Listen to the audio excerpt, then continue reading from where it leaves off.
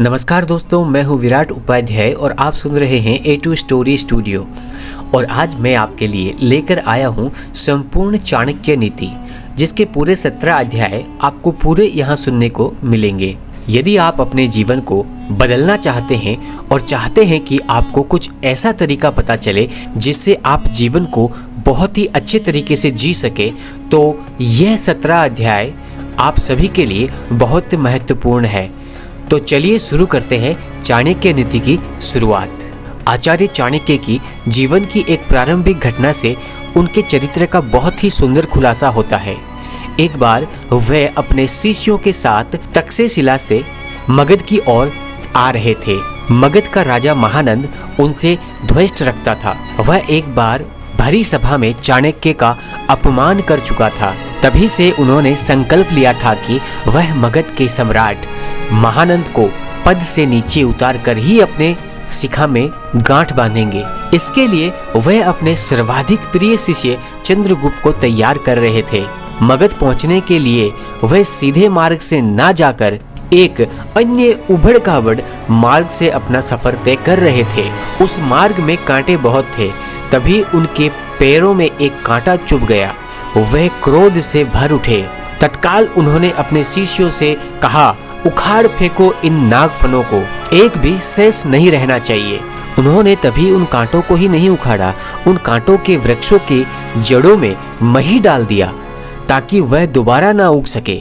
इस प्रकार वह अपने शत्रु का समूल नाश करने में ही विश्वास रखते थे। वह दूसरों के बनाए गए मार्ग पर चलने में कभी भी विश्वास नहीं करते थे। वह अपने द्वारा बनाए गए मार्ग पर ही चलने में विश्वास करते थे। आशा करता हूँ इन अध्यायों को सुनने के बाद आप भी अपनी जिंदगी में अपने मार्ग खुद ही तैयार करेंगे। अपने ऊपर विश्वास करें और अपनी जिंदगी में आगे बढ़ें। तो चलिए प्रारंभ करें। प्रथम अध्याय में श्री चाणक्य श्री विष्णु भगवान को नमन करते हुए समझाते हैं कि राजनीति में कभी कभी कुछ कर्म ऐसे दिखाई पड़ते हैं जिन्हें देखकर सोचना पड़ता है कि ये उचित हुआ या अनुचित। परंतु जिस अनीति कार्य से भी जन कल्याण होता हो अथवा धर्म का प्रकाश प्रबल होता हो, उस उन्नतिक कार्य को भी नीति संबद्ध ही माना जाएगा। उदाहरण के रूप में महाभारत के युद्ध में युधिष्ठिर द्वारा अश्वत्थामा की मृत्यु का उद्घोष करना नीति विरुद्ध था, पर नीति कौशल योगी राज कृष्ण ने इसे उचित माना था, क्योंकि वह गुरु द्रोणाचार्य के विकट संग्रह से अपनी सेना को बचाना चाहते थे। आगे चाणक्य समझाते हैं कि मूर्ख छात्रों को पढ़ाने से, दुष्ट स्त्री के पालन पोषण से, दुखियों के साथ संबंध रखने से बुद्धिमान व्यक्ति भी दुखी होता है। इसका मतलब ये नहीं है कि मूर्ख शिष्यों को कभी उचित उपदेश नहीं देना चाहिए। समझाने का तात्पर्य यह है कि पतित आश्रयन स्त्री की संगति करना तथा दुखी मनुष्य के साथ संगम करने से विद्वान तथा भले व्यक्ति को दुख ही उठाना पड़ता है। वास्तव में शिक्षा उसी इंसान को दी जानी चाहिए जो सुपुत्र हो। जो व्यक्ति बताई गई बातों को ना समझे, उसे परामर्श देने से कोई लाभ नहीं। मूर्ख व्यक्ति को शिक्षा देकर अपना समय ही नष्ट किया जाता है। यदि बात दुखी व्यक्ति के साथ संबंध रखने की है तो दुखी व्यक्ति हर पल अपना ही रोना रोता रहता है। इससे विद्वान व्यक्ति की साधना और एकाग्रता भंग हो जाती है। आगे श्री चाणक्य हमें समझाते हैं कि दुष्ट स्त्री, छल करने वाला मित्र, पलटकर तीखा जवाब देने वाला नौकर तथा जिस घर में सांप रहता हो उस घर में निवास करने वाले गृहस्वामी की मौत में संशय ना करे, वह निश्चित ही मृत्यु प्राप्त होगा। घर में यदि दुष्ट और दुष्ट चरित्र वाली पत्नी हो तो उस पति का जीना ना जीना बराबर ही है। वह अपमान और लज्जा के बोझ से एक दिन वैसे ही मृतक के समान है। ऊपर से उसे सदैव ये भय भी बना रहेगा कि ये स्त्री अपने स्वार्थ के लिए कहीं उसे विष ना दे दे।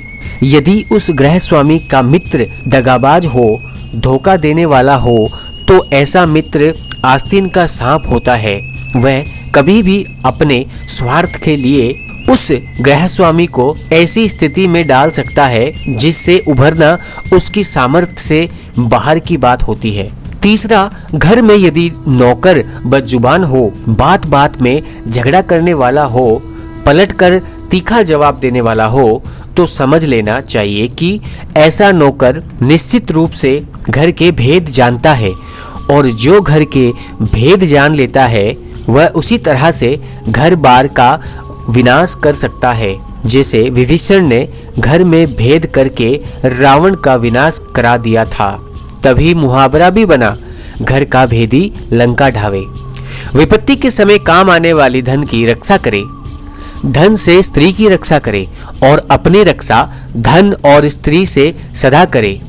अर्थात संकट के समय धन की जरूरत सभी को होती है, इसीलिए संकट काल के लिए धन बचाकर रखना उत्तम होता है।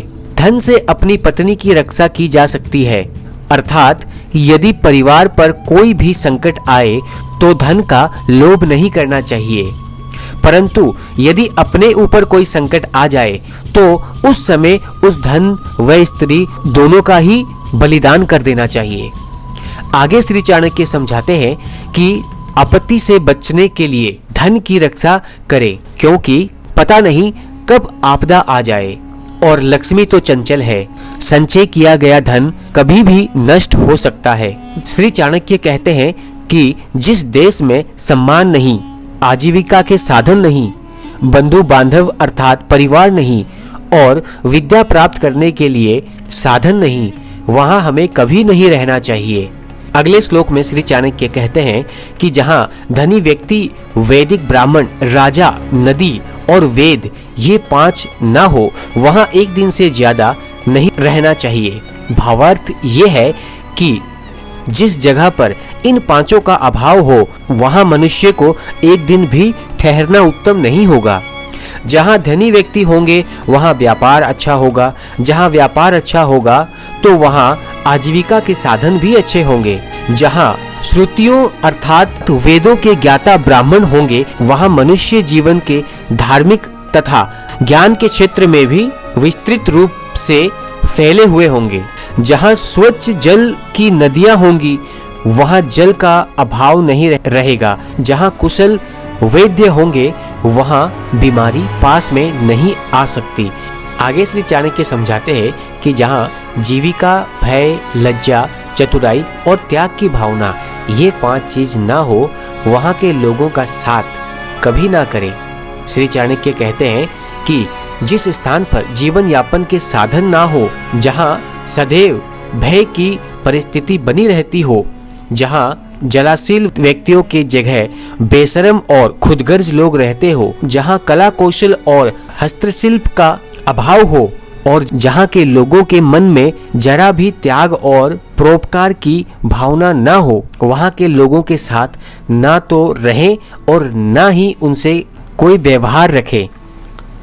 श्री चाणक्य कहते हैं कि नौकरों को बाहर भेजने पर, भाई बंधुओं को संकट के समय तथा दोस्तों को विपरीत परिस्थितियों में और अपनी स्त्री को धन के नष्ट हो जाने पर परखना चाहिए, अर्थात उनकी परीक्षा लेनी चाहिए। चाणक्य ने समय समय पर अपने सेवकों को भी बंधुओं, मित्रों और अपनी स्त्री की परीक्षा लेने की बात कही है। समय आने पर ये लोग आपका किस प्रकार साथ देते हैं या देंगे, इनकी जांच उनके कार्यों से ही होती है।